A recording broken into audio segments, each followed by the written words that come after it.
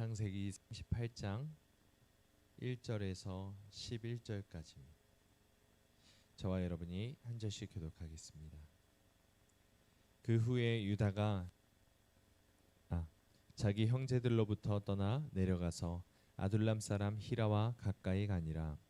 유다가 거기서 가나안 사람 수아라 하는 자의 딸을 보고 그를 데리고 동침하니 그가 임신하에 유다가 그의 이름을 에리라 하니라. 그가 다시 임신하여 아들을 낳고 그의 이름을 오난이라 하고 그가 또 다시 아들을 낳고 그의 이름을 셀라라 하니라. 그가 셀라를 낳을 때에 유다는 거십에 있었더라.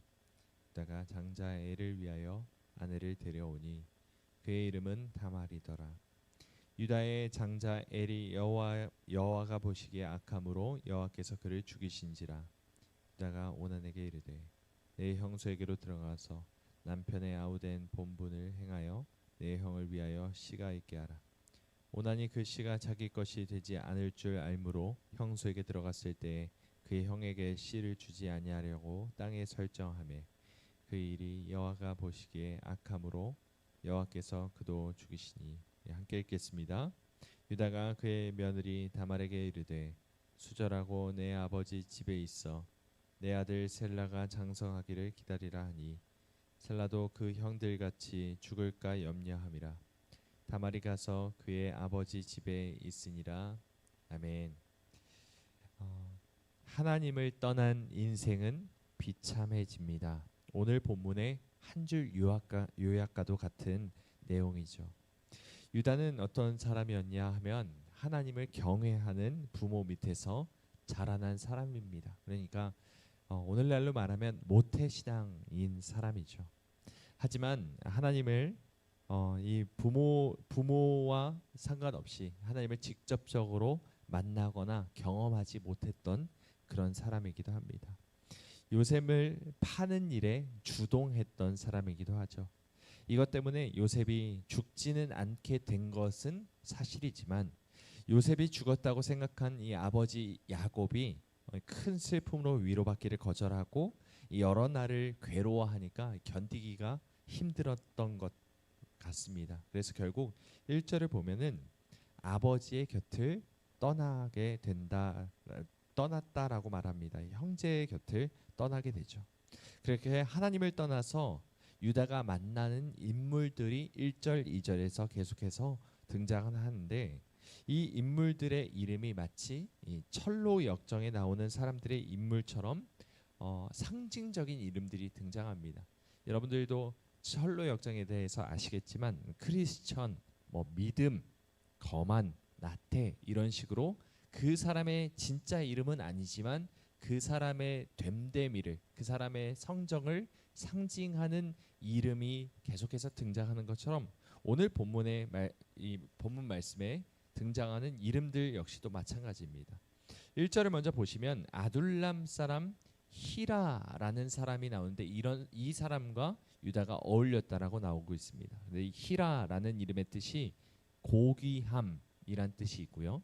또한 동시에 무슨 뜻이 있냐면 텅빔이란 뜻이 있습니다. 허무함, 텅빔이란 뜻이 있습니다. 이 유다의 친구 이 히라라는 사람은 신분이 아마 높은 사람이었을 것으로 추정이 됩니다. 하지만 그는 속이 텅 빈 사람이었습니다. 겉은 번지르르하지만 그 속에 하나님이 계시지 않은 그런 사람과 함께 어울리다가 결국 유다는 이 2절에 나오는 가나안 사람과 어울리게 됩니다. 이 가나안 사람의 이름이 수아라고 등장하죠. 이 수아는 부유함이란 뜻입니다. 믿음에서 떠난 자, 아버지의 집을 떠난 자가 추구하게 되는 것이 무엇입니까? 속이 텅 빈, 겉만 화려한 것들, 그리고 부유한 것들, 이런 것들을 추구하게 된다는 것입니다. 이것을 친구로 삼아, 벗으로 삼아 살게 되는 그런 믿음에서 떠난 사람의 모습을 보여주고 있는 것이죠. 거기서 그는 수아의 딸, 그러니까 이방인의 딸과 결혼을 하게 됩니다. 세상과 섞여버린 사람이 되어버린 것입니다. 그래서 5절에 보시면요, 유다가 거한 도시가 나오는데 그 도시의 이름 역시도 상당히 상징적입니다. 이 거십이라고 나오는데 이것이 거짓이란 뜻입니다. 거짓이란 이름의 이 거십에서 살고 있는 것이죠. 여러분, 이렇게 하나님을 떠나 살아가는 모든 사람의 인생이 결국 그 삶이 거짓된 것임을, 모래 위에 성을 쌓는 일임을, 덧없고도 허무한 것임을 성경이 계속해서 상징적으로 나타내고 있는 것이죠. 그 땅에서 그는 아들 셋을 낳고 첫째 며느리를 보게 되는데, 이 다말이라는 사람입니다. 이방 여인을 이 며느리로 맞습니다. 아브라함이 이삭을 위해서 며느리로 맞은 사람이 리브가인데, 그 아브라함이 기도를 하면서 하나님의 뜻을 따라서 계속해서 친족 가운데 한 명을 며느리로 삼기 위해 했던 그 애씀과 너무나도 비교가 되는 모습이 나오고 있습니다. 유다의 모든 가치관과 모든 삶이 완전히 세상 사람이 되어버린 모습이죠. 결국 이런 사람 밑에서 자란 아들들 역시도 결국 똑같은 사람이 되는 것입니다. 완전히 세상 사람인 것입니다.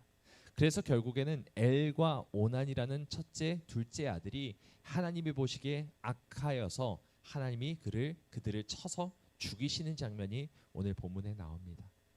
성경은 많은 사람들의 인생을 통해서 우리의 삶을 돌아보게 합니다. 귀한 믿음의 사람들의 모습을 보여주면서 도전하게 하시기도 하지만, 어떨 때는 믿음에서 떠나서 세상과 섞여버린 사람들의 모습을 통해서 혹시 너의 모습은 이런 모습과 같지 않느냐라고 질책하는 그런 때도 있다는 것이죠. 우리가 믿음에서 벗어나지 않도록 하나님께서 계속 자극하고 계시는 것입니다. 하지만 모든 성경에 나오는 하나님을 떠난 사람이 그러하듯, 그리고 이 땅에 사는 모든 믿음을 버린 사람이 그러하듯, 이들은 모두 하나같이 알맹이가 하나도 없는 삶, 겉만 번지를 할 뿐 바람에 나는 겨와 같은 삶, 거짓과 타협으로 망가져버린 삶을 살게 된다는 것입니다. 여러분, 디모데전서 6장 3절부터 10절에서 사도 바울은 믿음에서 떠난 자, 하나님의 말씀을 떠나 순종하지 않은 사람의 결말이 어떤지를 분명히 보여줍니다. 여기서 하나님은 이렇게 말씀하시죠. 누구든지 다른 교훈을 하며 바른 말, 곧 우리 주 예수 그리스도의 말씀과 경건에 관한 교훈을 따르지 아니하면 어떻게 되느냐. 첫 번째, 교만하여 아무것도 알지 못한다라고 말합니다. 어리석어진다라는 것이죠. 두 번째는 악한 생각이 나게 된다라고 말합니다. 세 번째는 마음이 부패해지고 진리를 잃어버린다 말씀합니다.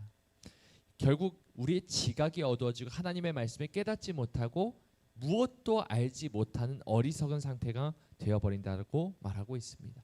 그리고 네 번째로 뭐라고 말하냐면 부하려 하게 되고 돈을 사랑하게 된다라고 말씀합니다.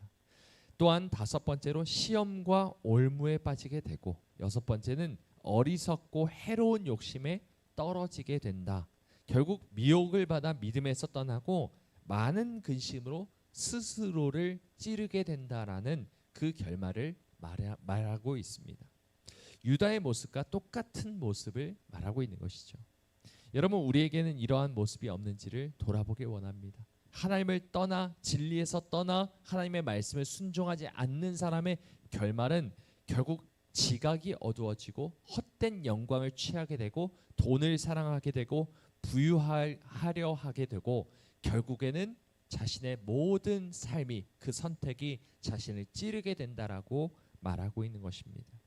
여러분, 하나님을 경외하는 것이 지혜의 근본임을 기억하시기 바랍니다. 하나님을 가까이 하는 것이 내게 복임을 기억하시기 바랍니다. 우리가 날마다 하나님의 교훈 안에서, 하나님께서 말씀하시는 그 말씀 안에서 날마다 순종함으로 인해서 복을 받고, 날마다 유다의 모습이 아니라 복을 받았던 아브라함과 이삭의 모습처럼 날마다 주님 안에서 거하는 우리 모두가 되기를 주님의 이름으로 간절히 소망합니다.